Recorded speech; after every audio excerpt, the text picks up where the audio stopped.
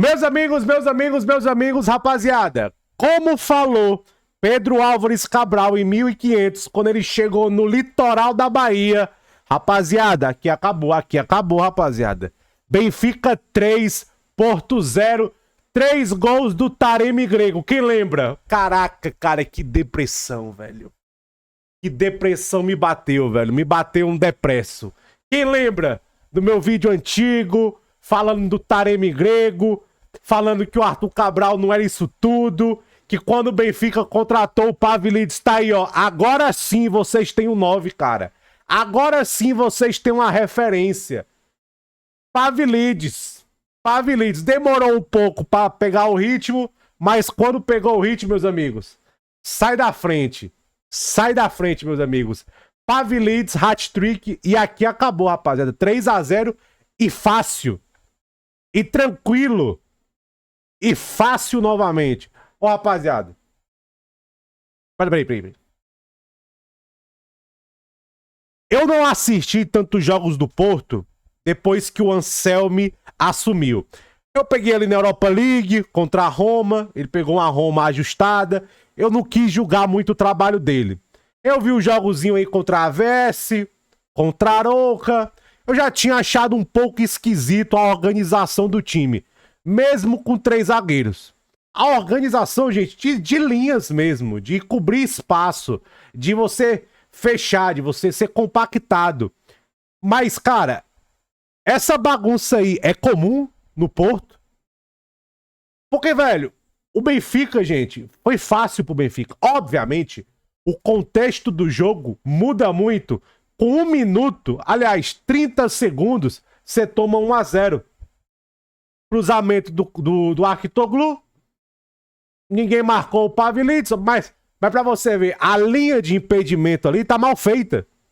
Aí o Pavlidis, pufo, 1-0. Aí o Benfica, 1-0. Fica aqui numa boa. Aí o Porto se lança pro ataque, mas de maneira muito descoordenada. Você não sabe se o PP ele é ala ou se ele é atacante. O Rodrigo Mora era o único que conseguia fazer alguma coisa porque era mega talentoso.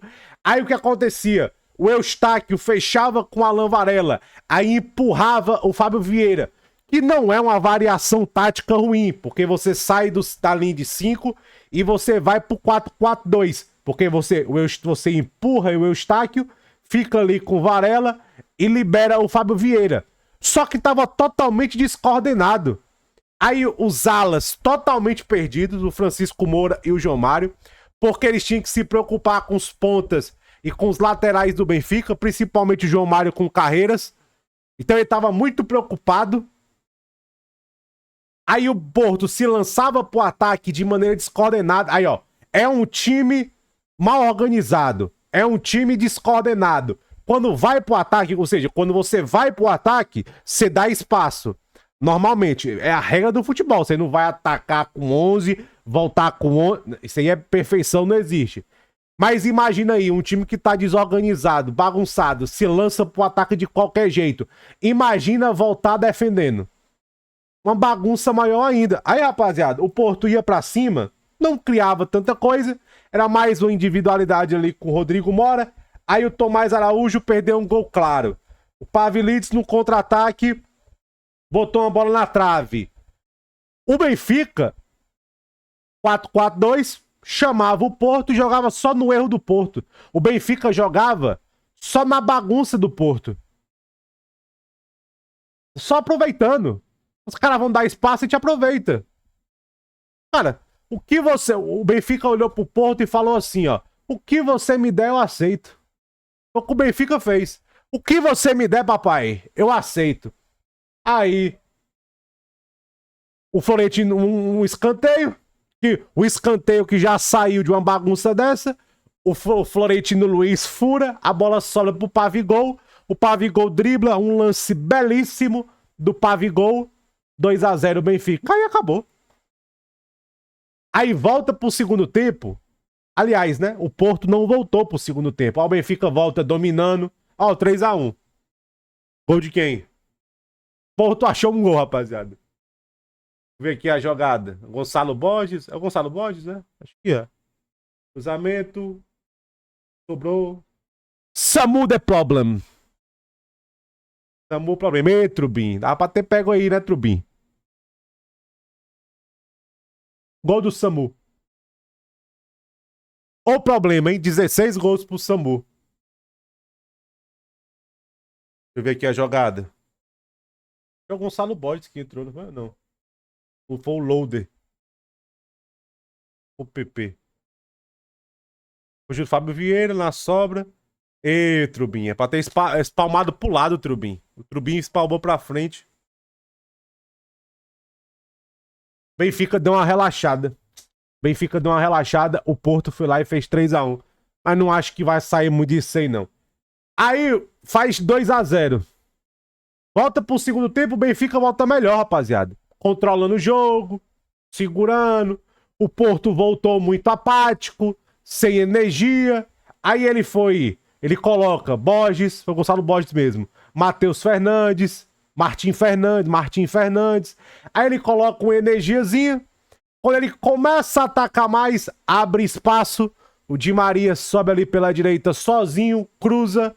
O Pavlidis entre os dois zagueiros, se posicionando como um centroavante inteligente faz. 3-0. Mas pra você ver, volta pro segundo tempo. 2-0 pro Benfica, era pro Porto voltar o quê? Mais forte, pressionando, atacando. Não, o Benfica volta controlando. Aí ele coloca substituições. Aí bagunça de novo.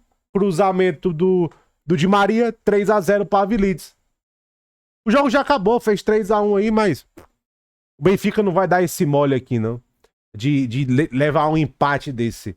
Agora é só se defender. Ó, o Porto vai se lançar mais pro ataque ainda. A chance do Benfica fazer um quarto gol é alto. Mas muito bagunçado o Porto, cara. Muito bagunçado.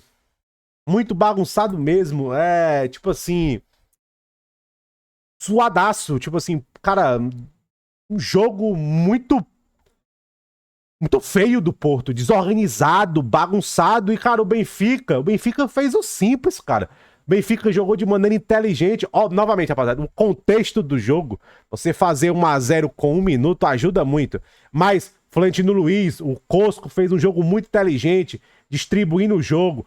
Pavlidis e Di Maria atacam. O Pavlidis e o Arctoglu, quer dizer, o Arctoglu e o Di Maria atacavam os espaços que o Porto deixava, porque o Porto deixava muito espaço.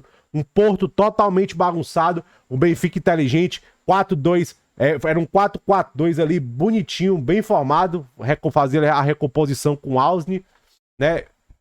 Bem bonitinho ali. O Cosco aqui mais aqui, ó, pela esquerda, pisando no meio campo, distribuindo o jogo. O Ausni já centraliza um pouco mais.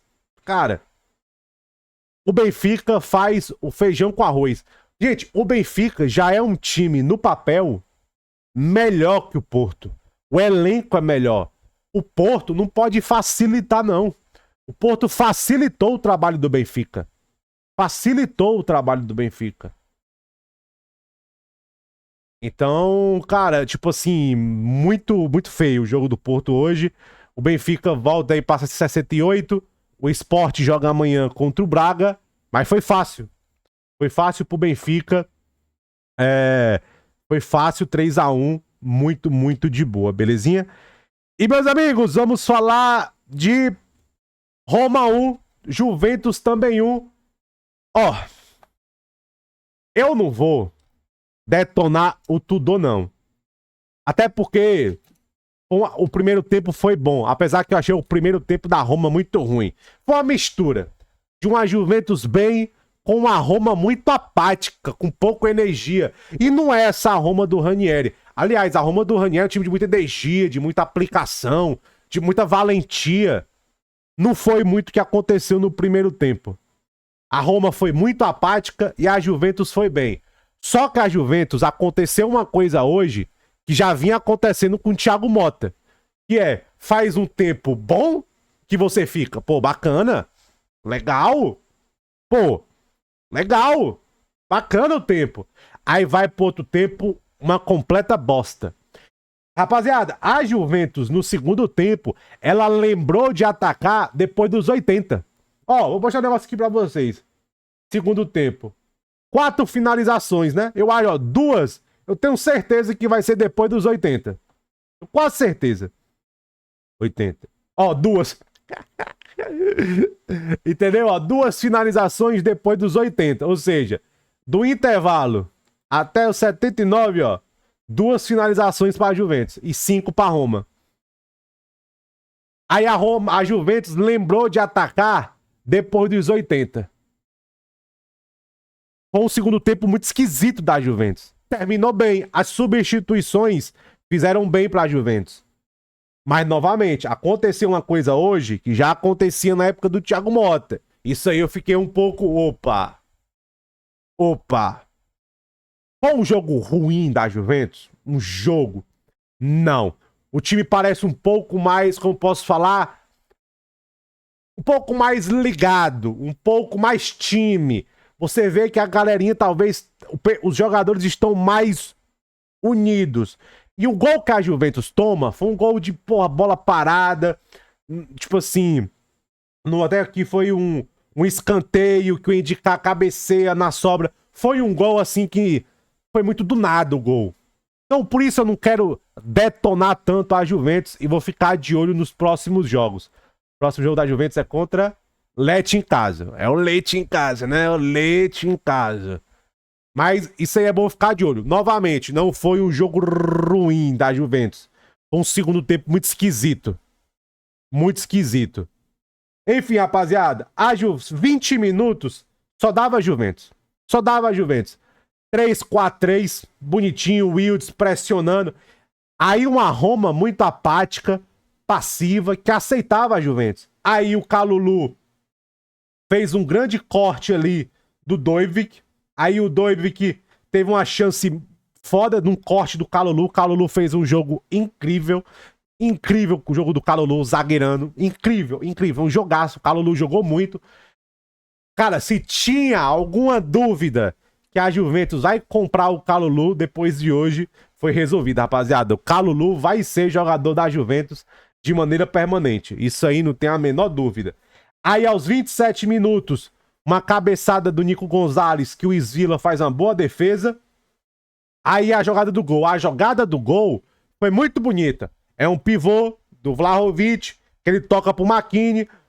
O Kalulu avança. Grava isso. O Kalulu, que é o zagueiro pela direita, avança, cruzamento do Kalulu, a zaga da Roma tira, o Locatelli vai lá e bum, faz 1-0.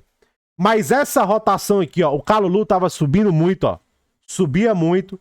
No segundo tempo, foi o Kelly que fez muito esse trabalho. Bom jogo do Kelly até, tá? O trio de zaga da Juventus fez um bom jogo. O Kelly também...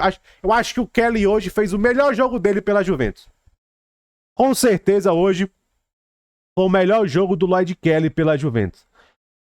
A Juventus controlou o primeiro tempo. Até se você botar aqui, eu acho. Deixa eu ver aqui pelo SofaScore. Ó, 60%. Apesar que a Roma teve 0,44, porque foi a chance lá que o Kalulu salvou. E a Juventus só finalizou uma vez mais, mas a Juventus foi melhor. Foi superior do que a Roma. Faz 1-0. E tava bem no jogo. Uma Roma muito passiva. Volta pro segundo tempo. Aí foi a grande sacada do Ranieri. Ele tira o Hummels, coloca o Shomurodov, transforma um time no 4-4-2, aí sai o gol. Agora, é muito difícil você julgar que a escolha tática do Ranieri bagunçou muito a Juventus. Porque ele faz o gol cedo, aos 49 minutos, ele faz o gol cedo, mas a impressão que eu tive foi que a Juventus ela ficou um pouco perdida na marcação homem a homem. Quando a Roma ela sai do 3-5-2, do 3-4-3 e vai pro 4-4-2, a marcação da Juventus meio que não se encontra. Mas a Juventus, como time, também cai. Nem achei que foi 100% tática. Até porque quando entra Paredes e Lucas Wolff, volta pro 3-5-2. Fica Indicar, Mancini e Selic. O Sule e o Angelinho viram alas. Paredes. Fica Paredes, Koné e o Gundogan, o Koné e os dois centroavantes. O Dojvic e o e o Shomurodov. Vira mais ali um 3-5-2. Mas a minha impressão é que a Juventus desencaixou um pouco no começo do segundo tempo. Aí a Roma foi melhor. Foi melhor. No começo ali do segundo tempo, empata. Teve chance de virar. Teve chance de virar. Uma bela defesa uma bela defesa do Di Gregório. Aí quando foi ali 65, 70 minutos, a Juventus volta a encaixar o jogo. 65, 70, a Juventus encaixa o jogo novamente. Aí o jogo fica mais duro, ó. O jogo ficou muito travado. Aí já não consegui. Deixa eu até ver aqui se você pegar. Ó, tá vendo aqui, ó? Deixa eu botar 60. Ó, as 5 finalizações no jogo, ó. Pronto, ó. Do segundo tempo, as 5 finalizações da Roma foram no espaço de 15 minutos. Em 15 minutos. Aí depois, ó, a Roma não finalizou mais. Principalmente ali depois dos 70, ó. 60% de posse. 3 finalizações para a Juventus depois dos 60 minutos. Porque a Juventus volta a encaixar o jogo. A Juventus volta pro jogo, porque a Juventus voltou muito desligada no começo do segundo tempo. Aí o jogo já fica mais travado. E depois dos 80, depois de colocar Muani, Cambiasso, Kupimines, o time ganhou uma vida nova e atacou mais. O Vlahovic, você tem que parar de ficar chorando o jogo todo. Você não era assim na Fiorentina. O Vlahovic fica chorando o jogo todo, reclamando. Não, Vlahovic, o segundo tempo do Vlahovic, o primeiro tempo dele foi bom, ele participa do gol, mas o segundo tempo do Vlahovic foi uma piada. Uma piada, ele tava mais reclamando do que jogando. Ou você reclama, ou você joga, Vlahovic. Ou você reclama, ou você joga. Então, rapaziada, a Juventus levou um gol de empate de uma bola parada, se desligou um pouco do jogo, voltou, igualou e terminou melhor. Voltou mal pro segundo tempo, levou um empate bobo, perdeu um pouco o controle do jogo, igualou e terminou o jogo melhor. Mas isso aí, esses lapsos aí acontecia muito com o Thiago Motta. Tem que ficar de olho. Não tão... Com o Thiago Motta era mais feio. Mas a Juventus tem que ver isso aí. Khéphren, Thuram e Locatelli é uma dupla. Quando eles estão bem fisicamente, eles dominam o meio campo. Locatelli e Khéphren, Thuram. O Makini de ala, eu não acho que é o ideal. Cara, contrataram o Alberto Costa pra quê? Dá uma chance pro moleque, cara. O Francisco Conceição não poderia também ter sido ala hoje pela direita aí? Bota o Conceição de ala, bota o Alberto Costa de ala. O Makini de ala é uma invenção. Uma invenção. Não dá certo. Entendeu? Não dá certo. Belezinha? Tamo junto, rapaziada.